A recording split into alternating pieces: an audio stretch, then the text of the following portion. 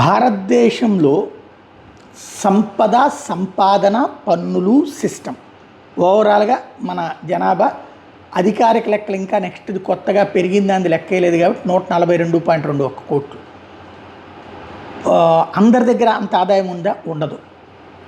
Aadhaar link చేసిన pan కార్డులు 52.69 కోట్లు. అంటే పాన్ కార్డు అవసరమైనటువంటి వాళ్ళు కంపల్సరీగా తీపిస్తున్నారు.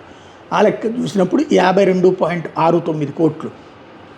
ఇకపోతే ఈ పాన్ కార్డు ఉన్నటువంటి వాళ్ళు అంటే 52.69 కోట్ల మంది పాన్ కార్డు కలిగి ఉంటే వాళ్ళల్లో ఈ ఫైలింగ్ చేసింది ఏది ఇన్కమ్ ట్యాక్స్కి సంబంధించి 11.93 కోట్లు. ఒకప్పటితో పోల్చుకుంటే భారీగా పెరిగినట్టే. అట్ ద సేమ్ టైం అంటే ఈ పాన్ కార్డ్తో ఈ ఫైలింగ్ చేసినటువంటి 11.93 కోట్లు అయితే నెంబర్ ఆఫ్ ఐటీఆర్స్ ఫైల్డ్ 7.3 కోట్లు టోటల్గా ఐటీ ఫైల్ చేసినటువంటి.